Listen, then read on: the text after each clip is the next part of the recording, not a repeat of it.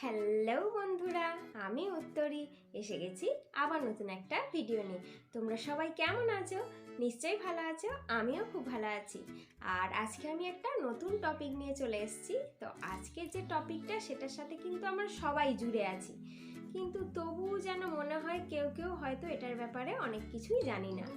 তো চলো, আজকের টপিকটা কিন্তু বেশিরভাগই কিন্তু প্ল্যান্ট লাভার্সদের জন্য।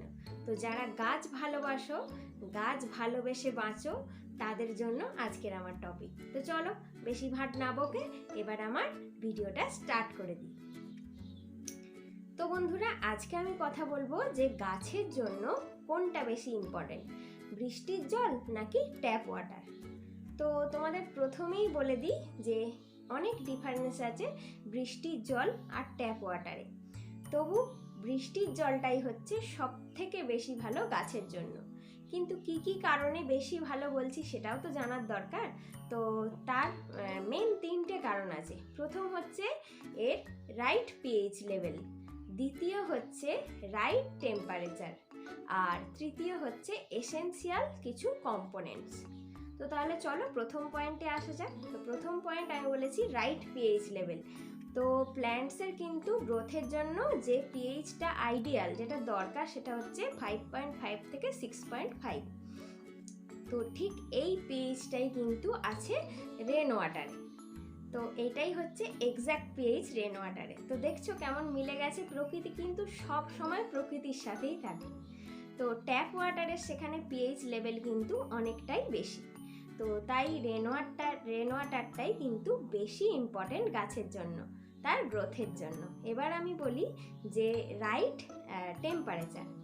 আমাদের গাছে যখন জল দিই আমরা, তখন কিন্তু খুব ঠান্ডা বা খুব গরম জল দিলে কিন্তু গাছ নষ্ট হয়ে যায়। কারণ এদের রুট সিস্টেম বা এদের যে ভেতরে যে সিস্টেমটা আছে সেটা কিন্তু একটা শক পায় যদি খুব কোল্ড বা খুব হট ওয়াটার দাও। কিন্তু একটা আইডিয়াল যে টেম্পারেচার আছে সেটা হচ্ছে তোমার ওই ধরো 62 থেকে 72 ডিগ্রি ফারেনহাইট। তো এটাই কিন্তু এক্স্যাক্ট টেম্পারেচার বৃষ্টির জলের। তো সেই জায়গায় দাঁড়িয়ে ট্যাপ ওয়াটারের কিন্তু অনেক সময় সেই টেম্পারেচারটা ওপর নিচে করে। তো সেই হিসেবে বৃষ্টির জলটা কিন্তু ভীষণ ইম্পর্টেন্ট গাছের জন্য, তোমরা বুঝতেই পারছো। আর সব থেকে যেটা ব্যাপার হচ্ছে সেটা হচ্ছে এসেনশিয়াল যে কম্পোনেন্টসগুলো, 3 নম্বরে যে পয়েন্টটা বলেছি। তো সেই কম্পোনেন্টসগুলোর মধ্যে অনেক কিছু আছে যেগুলো কিন্তু খুব ইম্পর্টেন্ট গাছের জন্য। তোমরা তো এনপিকের নাম শুনেছো। এনপিকে মানে নাইট্রোজেন, আর পি মানে হচ্ছে ফসফরাস, আর কে মানে হচ্ছে পটাশিয়াম। তো এনপিকে এইটা কিন্তু গাছের গ্রোথের জন্য ভীষণ ভীষণ ইম্পর্টেন্ট। তোমরা তো সবাই জানো, যারা প্ল্যান্ট লাভার্স তারা তো খুব ভালো করে জানো। তো এই তিনটে জিনিসই কিন্তু আছে রেন ওয়াটারের মধ্যে। এছাড়া তোমার সোডিয়াম, ম্যাগনেসিয়াম, তারপরে এইসব জিনিসগুলোও আছে। তো এইসব ম্যাক্রো কম্পোনেন্টস, ম্যাক্রো এলিমেন্টসগুলো গাছের জন্য যেগুলো ইম্পর্টেন্ট, সেগুলো বৃষ্টির জলে থাকে বলে বৃষ্টির জলটা কিন্তু ভীষণ ভীষণ ভালো গাছের জন্য। আর তার জায়গায় কিন্তু ট্যাপ ওয়াটারে থাকে ক্লোরিন, যেটা কিন্তু খুব হার্মফুল ওই প্ল্যান্টসের জন্য। আর এছাড়া কিন্তু এই রেন ওয়াটারে থাকে কিন্তু নাইট্রেটস, যেটা কিন্তু নাইট্রোজেনের একটা ফর্ম। এই নাইট্রোজেনের এই ফর্মটাই কিন্তু একমাত্র প্ল্যান্ট অ্যাবজর্ব করতে পারে। তো তোমরা শুনলে কেন বৃষ্টির জলটা এতটা ইম্পর্টেন্ট প্ল্যান্টের জন্য। আর তাছাড়া কয়েকটা পয়েন্ট আছে, সেটা তোমাদের আমি বলে রাখি। তার মধ্যে প্রথম পয়েন্টটা হচ্ছে যে এই যে রেন ওয়াটারটা তোমার ছাদে বা অন্য কোনো জায়গায় পড়ে তারপর তো তোমার যে কন্টেনারে তুমি জমাবে সেখানে পড়ছে। তো সেখানে আসার সময় অনেক কিছু তার মধ্যে মিশছে, যেমন তাতে পোলেন মিশছে, মানে রেণু, তাতে মিশছে কিছু ছোট ছোট পাতা, শুকনো পাতার টুকরো বা অংশ মিশছে। এছাড়া যে বার্ড ড্রপিংসগুলো আছে সেগুলো মিশছে। তো সেই সবগুলো মিশে কিন্তু রেন ওয়াটারটাকে একটা কিন্তু লাইট ফার্টিলাইজারে কনভার্ট করে দিচ্ছে। তো এটা যতবার আমরা দিচ্ছি মানে একটা লাইট ফার্টিলাইজার কিন্তু প্ল্যান্টে আমরা দিচ্ছি। তো এরপর আরেকটা যেটা জিনিস ইম্পর্টেন্ট, সেটা কি বলতো, সেটা হচ্ছে যে এটা মানে আমাদের যে আমরা যে জল তুলি, ট্যাপ ওয়াটারটা আমরা পাই, জল তো তুলি, আমাদের তো মিটার একটা থাকে লাগানো।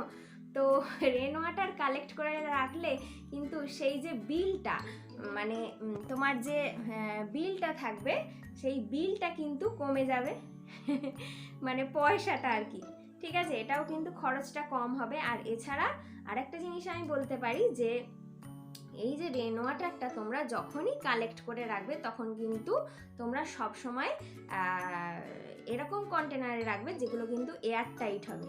এয়ার টাইট কন্টেনারে রাখলে কি হবে, তোমার জলটা সংরক্ষণেও থাকলো, অথচ কোনো মানে নোংরাও পড়লো না, বা মশা মাছি এগুলোও হলো না। নোংরা জিনিস, নোংরা জানো তো জমা জলেই মশা ডিম পাড়ে, তো মশাবাহিত কোনো রোগও হলো না। অথচ তুমি রেন ওয়াটার কালেক্ট করলে, অথচ তোমার কি বলো তো, যে ওয়াটার বিলটা সেটাও কিন্তু দিতে হলো না। তো অনেক রকম ইম্পর্টেন্স কিন্তু রেন ওয়াটারের আছে। তো এটা কিন্তু যে দিকটা বললাম শেষে, সেটা কিন্তু একটা পরিবেশ বান্ধব একটা দিক, বা তুমি বলতে পারো মশা যেহেতু হলো না, মশাবাহিত রোগও হলো না, তো এটা কিন্তু বলতে পারো একটা একটা মানে কি বলবো, সমাজ সচেতনতামূলক একটা দিক। তো এইসব ইম্পর্টেন্সগুলোর জন্যই কিন্তু রেন ওয়াটারটা is the best for the plants. ঠিক আছে, তো তাই আর কোনো কম্প্যারিজনে যাবে না। সুতরাং একদম রেন ওয়াটার কালেক্ট করবে আর তোমার গাছে দেবে। আর প্রত্যেকবার কিন্তু মনে রাখবে, যতবার তুমি রেন ওয়াটার দিচ্ছ গাছে, ততবার তুমি গাছটাকে যেন জীবন্ত করে দিচ্ছ, একটা লাইট ফার্টিলাইজার কিন্তু অ্যাড করে দিচ্ছ। তো আজকে বন্ধুরা এইটুকুই দিয়েই শেষ করলাম। আবার অন্যদিন আসবো নতুন কোনো ভিডিও নিয়ে, নতুন কোনো টপিক নিয়ে, তোমাদের খুব ভালো লাগবে। তো আজকে চলি বন্ধুরা।